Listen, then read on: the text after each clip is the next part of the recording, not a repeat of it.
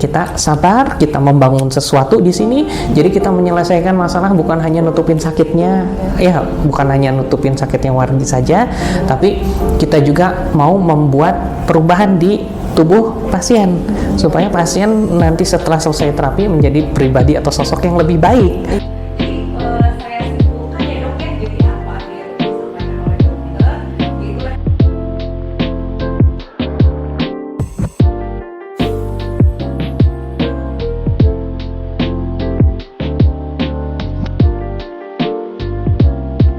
Sampurasun Wargi Pakuwon, perkenalkan saya Novia Ruth Adisti, saya dokter internship di RSU Pakuwon, Sumedang. Nah di sini saya bersama dengan Dokter Muhammad Muflis SPKFR yang merupakan dokter baru di RSU Pakuwon yang melayani poliklinik rehab medis.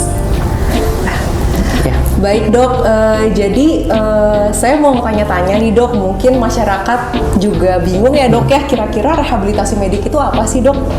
Ya, terima kasih dok atas pertanyaannya.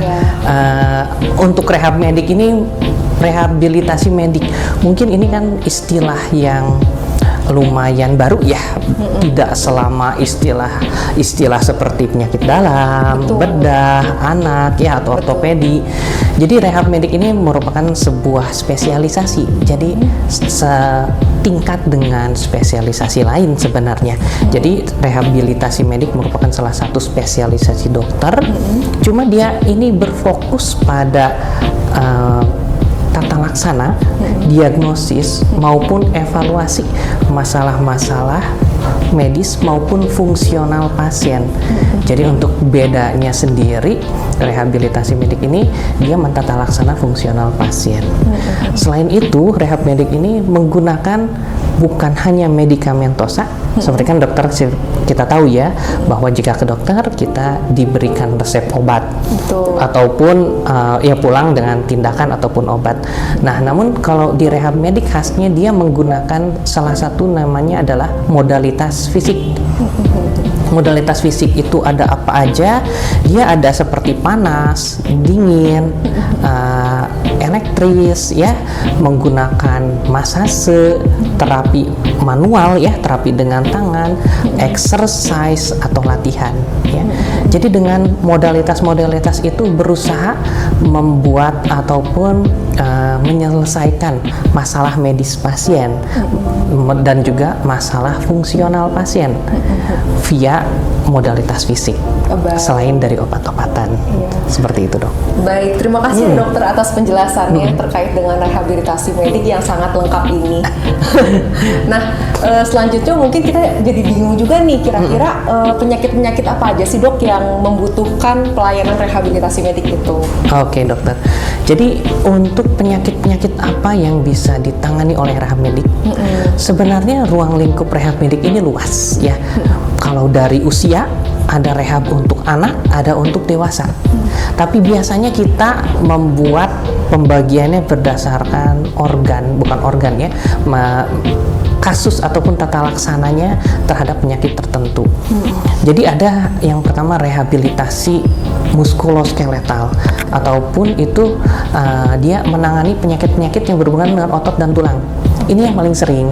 Jadi ada pasien-pasien sering mungkin Wargi Pakuwon ya, sering ada keluhan nyeri ya, nyeri punggung, nyeri lutut, ada yang kaku di bagian bahu, atau misalnya pasien yang sering bekerja di pabrik atau apa, ada yang ngerasa kebas di tangan ya, kejepit, kesemutan, sakit tangan ya.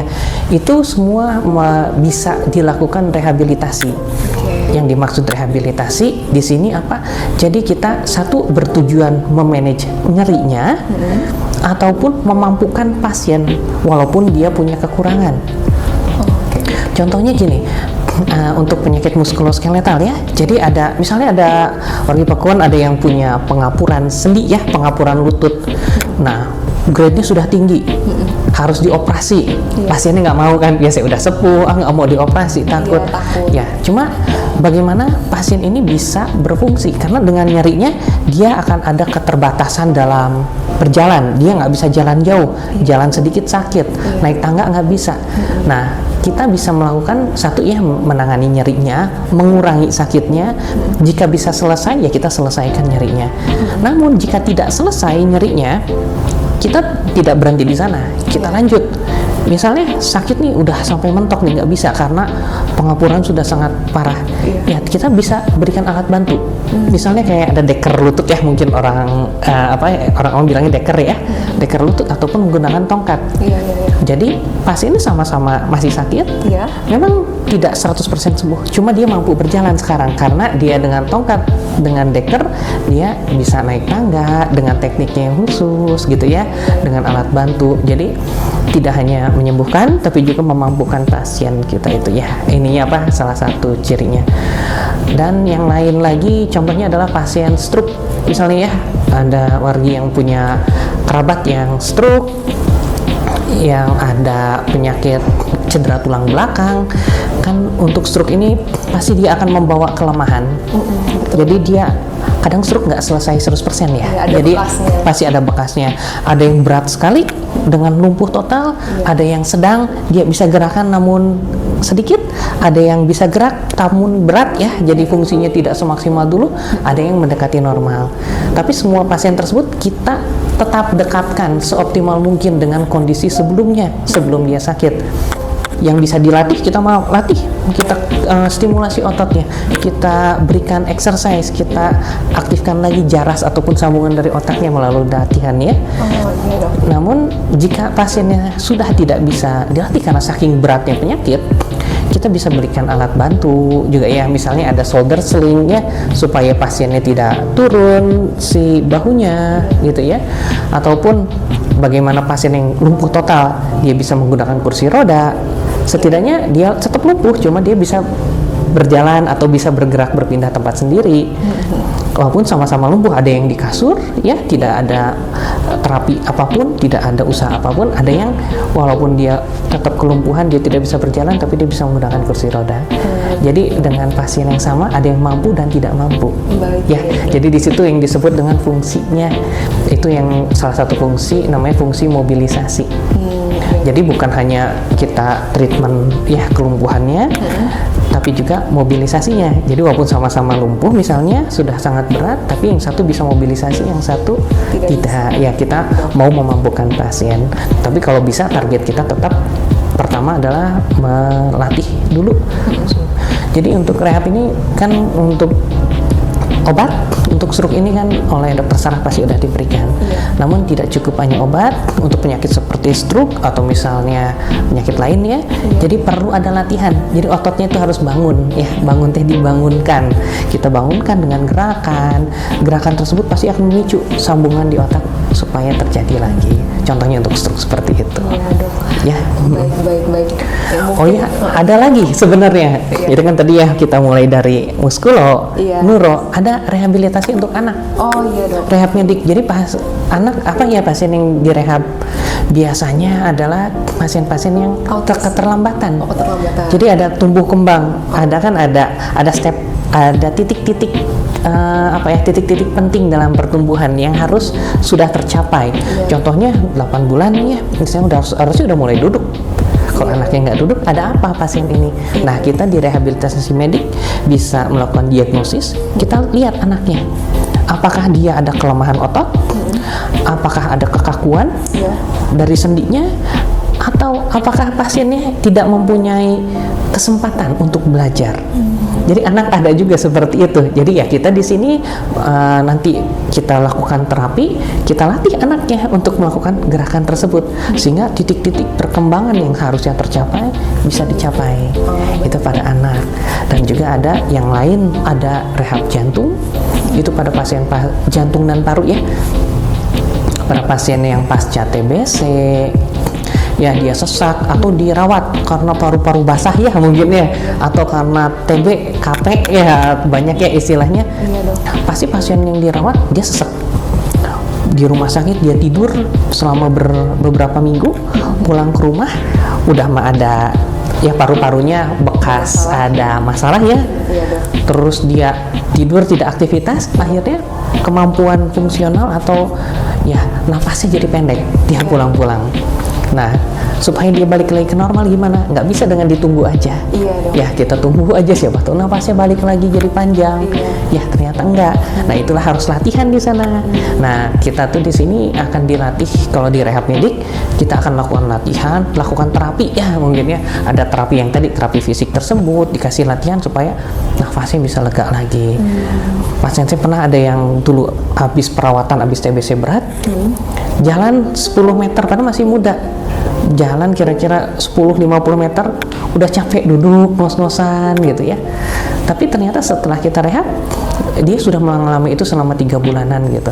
Akhirnya dia datang ke rehab medik, kita coba latih, tingkatkan lagi, ternyata sekarang dia bisa lari lagi gitu maksudnya. Jadi bukan hanya sakit yang dibilang ya ada nyeri doang ya, atau misalnya kelumpuhan doang, atau ya jadi masalah-masalah yang berhubungan dengan keseharian pasien, kualitas hidup pasien.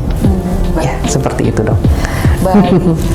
Sekarang, Dok, kalau bedanya sama fisioterapi itu apa ya, Dok?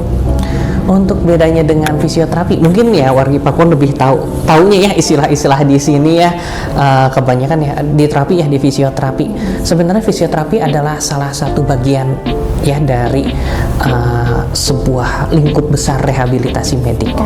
Jadi adalah salah satu bagian dari rehab medik. Sebenarnya nggak hanya fisioterapi, terapi yang ada di rehab medik. Ada fisio itu berasal dari kata fisik, jadi terapi fisik. Jadi fisioterapi itu untuk melakukan latihan-latihan atau mengembalikan kondisi tubuh kita secara fisik yang tidak normal. Pada pasien ini nyeri tulang nyeri punggung ya, nyeri cangkeng, tetepokan ya kalau istilah ini banyak ya di Sunda. Ya mungkin pas kita lihat ternyata kaku, si ininya punggungnya tuh kaku banget gitu ya. Ya dengan terapi fisik ini kita lakukan stretching, kita lakukan pemanasan ya. Siapa tahu sebenarnya biasanya pasien sebagian besar selain bukan karena sarafnya jepit, tapi ototnya yang kaku di belakang itu. Saat dilakukan terapi, diberikan latihan, gejalanya hilang sendiri sebenarnya. Walaupun misalnya penjepitan sarafnya masih ada. Ya kita biasanya berkontribusi juga bergabung ya dengan dokter neurologi atau ortopedi ya. Jadi dokter neurologi memberikan medikamentosa, kami di sini akan memberikan terapi dan juga latihan sehingga pasien bisa mendapatkan pengobatan ataupun treatment lebih optimal. Jadi semua sisi bukan ditambahin lagi dosis obat, dicokokin banyak obat pasien ya, tapi kita coba berikan modalitas fisik yang mana tidak berkompetisi dan tidak menjadi overdosis ya, karena terapi fisik saja itu merupakan terapi yang cenderung aman, tidak memakai zat kimia apapun ya, karena modalitas panas ya ada di mana-mana ya, matahari juga panas di mana-mana, cuma ya kita berikan kepada pasien dengan tepat sesuai dengan indikasi.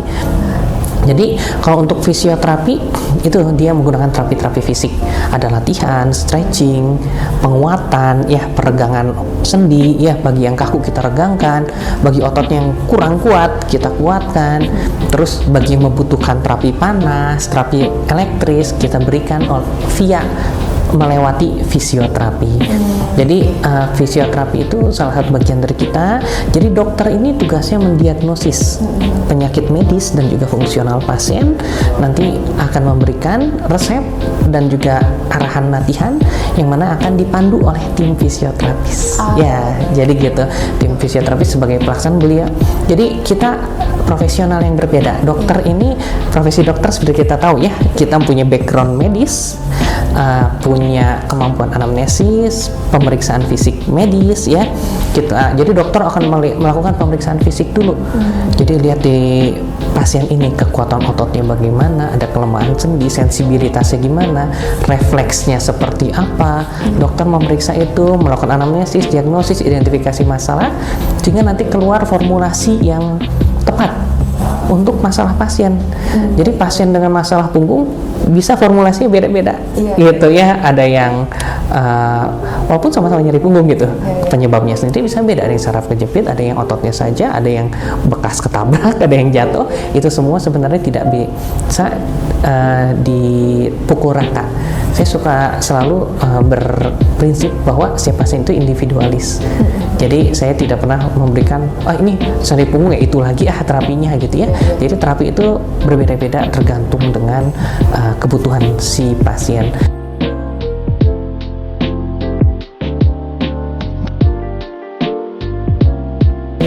Jadi dokter ini sebagai dokter ini sebagai medis ya, sebagai orang yang bertanggung jawab atas kondisi medis pasien. Sedangkan untuk fisioterapi sebagai pelaksana, sebagai orang yang profesional di bidang pemberian terapinya. Ya, jadi melakukan terapinya itu kita dipandu oleh fisioterapis, namun dokter yang bertanggung jawab terhadap resep dan juga diagnosis pasien, keamanan pasien, dan juga tadi ya individualisme untuk masing-masing terapi untuk pasien seperti apa. Jadi untuk dokter dia mempertimbangkan pertimbangan medis, pertimbangan fungsional, dan juga pertimbangan psikis dari pasien. Jadi ada beberapa pasien yang mengutamakan misalnya dia ada masalah psikologis yang memang harus dipecahkan, dan dokter bisa melakukan rujukan juga. Jadi dokter ini menerima rujukan dari spesialis lain, nanti dokter memformulasikan untuk terapinya seperti apa, mengingat status medis pasien tersebut. Jadi kan untuk pasien lansia terutama, kan hampir nggak mungkin lansia, bukan jarang sekali ya, lansia yang semuanya sehat, pasti ada pertimbangan tensi, pertimbangan ada diabetesnya kah gitu ya, atau ada masalah lain ya, masalah metabolik lain. Nah itu harus dipertimbangkan oleh dokter dalam peresepan terapi. Nanti untuk pelaksanaan terapi dan lain, dokter akan bekerja sama dengan fisioterapi untuk melakukan eksekusi atau pemberian latihannya. Ya, oke. Jelas sekali ya dok ya perbedaan antara rehab medis dengan fisioterapi. Bagian lingkup dari rehab medis itu sendiri, fisioterapi tersebut. Baik dok, sekarang saya ke pertanyaan selanjutnya ya dok. Kira-kira contoh layanan rehabilitasi medik yang ditawarkan di RSU Pakuwon itu apa aja sih dok? Oke dok, jadi untuk di Pakuwon ini saya ingin membuat sebuah layanan rehabilitasi medik ya, yang unggul ya, yang tentu yang terbaik ya, terutama di kota Sumedang ini ya. Jadi saya pertama kita bertahap untuk melakukan pembangunan rehab medik ini. Yang pertama adalah kita akan memajukan atau membuat layanan rehabilitasi medik, utamanya adalah di bidang muskuloskeletal dan neuromuskular. Jadi kita dengan tim fisioterapi dengan alat-alat yang tersedia, nanti ya kita adakan alat-alat fisioterapi yang terbaik di sini ya, untuk melakukan terapi masalah-masalah muskuloskeletal dan neuromuskular. Yang tadi ya masalah nyeri ya, terutama masalah nyeri pasien, baik nyeri di sendi, di otot, di punggung, leher ya, di pinggang ya. Jadi pasien ada opsi dan juga bisa mendapatkan terapi yang lebih komprehensif ya. Biasanya kan pasien mendapatkan obat saja, namun sekarang pasien mendapatkan obat oleh spesialis lain dan kemudian mendapatkan terapi di rehabilitasi medik. Harapannya apa? Supaya pasien ya, kesembuhan pasien lebih terjamin ataupun lebih cepat ya. Itu kan usaha kita ya, ikhtiar ataupun usaha kita dalam melakukan terapi yang terbaik. Jadi pertama adalah pasien-pasien tadi ya, pasien nyeri, pasien pengapuran, pasien saraf kejepit, pasien nyeri pinggang, pasien dengan kaku bahu ya, bahu beku ataupun kaku gitu ya, nyeri di bagian leher, ataupun ada pasien stroke ya, pasien stroke, pasien saraf kejepit di tangan maupun kaki ataupun di mana ya. Jadi itu yang jadi target kita dulu untuk memajukan. Namun nanti kedepannya secara bertahap kita akan melengkapi rehabilitasi medik di Pakuwon ini dengan rehabilitasi, mungkin kita akan masuk ke rehabilitasi anak atau pediatri. Jadi nanti anak-anak dengan gangguan tumbuh kembang ya, yang kok belum jalan sih usia segini gitu ya, kok belum, atau ada masalah bicara kok belum ngomong ya, kok bicaranya cuma sekata-sekata udah berapa tahun usianya, atau ada masalah autisme gitu ya pada anak, ADHD ya. itu nanti akan kita bisa tangani, namun juga kita harus mempersiapkan sarana pendukungnya. Nanti mungkin kita akan ada terapi bicara ya. Jadi selain fisioterapi ada juga terapi bicara, ada terapi okupasi, ada ortosis, prostesis atau alat bantu ya seperti korset ya, kalau itu ya yang paling sering korset. Ada alat bantu jalan di kaki ya bagi pasien yang kakinya lumpuh, lemes di bagian kaki doang, itu ada ortosis namanya ya, untuk alat ngebantu jalan seperti itu. Nanti saat semua timnya sudah lengkap, mungkin kita bisa memberikan layanan yang menyeluruh di bagian rehabilitasi medik ini, baik dewasa maupun anak-anak, maupun yang terakhir mungkin step selanjutnya adalah membuat sebuah rehabilitasi untuk pasien-pasien jantung dan paru. Baik. Jadi itu tahapannya untuk di Rumah Sakit Pakuwon. Mungkin yang untuk dalam waktu dekat ini kita akan membuat layanan untuk terapi dewasa ya, masalah-masalah otot, sendi, ataupun masalah dari saraf ya. Itu dulu yang kita jadi fokus. Baik. Oke.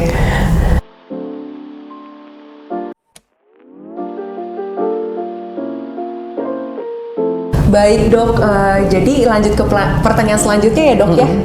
Kira-kira butuh berapa lama sih dok pengobatan untuk tiap pasien? Jangka waktunya berapa lama? Iya. Jadi untuk berapa lama pengobatan? Jadi untuk di rehab medik ini ya, kalau wargi Pakuwon mungkin lebih kenalnya terapinya berapa lama ya. Betul. Jadi memang untuk satu masalah dan masalah lainnya sebenarnya berbeda-beda. Namun dalam rehab medik ini kita tidak bisa hanya sekali datang saja di terapi sekali terus beres. Karena terapi sendiri jika kita mau mendapatkan hasil yang optimal itu harus berkesinambungan ya, sambung menyambung satu sama lain. Tapi untuk misalnya masalah nyeri pinggang nih atau nyeri lutut nih, biasanya kita membutuhkan terapi sekitar 6 sampai 8 kali terapi. Baik. Biasanya dilakukan seminggu 2 kali ya, biasanya rata-rata seminggu 2 kali, mungkin jadi total sekitar 3 sampai 4 minggu untuk lanjutan terapi. Kenapa sih mesti lama, nggak bisa sekali jadi gitu ya? Jadi di rehab ini kita bukan hanya memberikan misalnya pasien ada nyeri nih, kita bukan menyelesaikan nyerinya dengan cara menutupi sakitnya sehingga tidak terasa oleh pasien. Yang kita lakukan adalah membedah dalam artian ya, kita memperbaiki fungsi apa sih yang terjadi pada pasien tersebut. Misalnya pada nyeri lutut, dia ternyata ototnya atau sendinya yang sakit karena ototnya lemah. Maka kita terapinya selain kita bereskan nyerinya, kita juga harus menguatkan kaki pasien sehingga pada saat beres terapi pasien ini mempunyai tambahan ya. Jadi bahwa sebelum terapi kakinya lemah, setelah terapi kakinya kuat, sehingga nanti akan diterjemahkan kepada nyerinya nggak cepat balik pasiennya. Dan untuk mendapatkan perubahan tersebut butuh waktu ya itu. Jadi misalnya otot kita yang asalnya lemah ya, bisa otot punggung kita sakit terus, artinya otot punggung kita terlalu kenceng dan lemah. Biar kita bisa lentur dan juga kuat butuh waktu ya. Otot sendiri mempunyai masa adaptasi sekitar 3 sampai 4 minggu.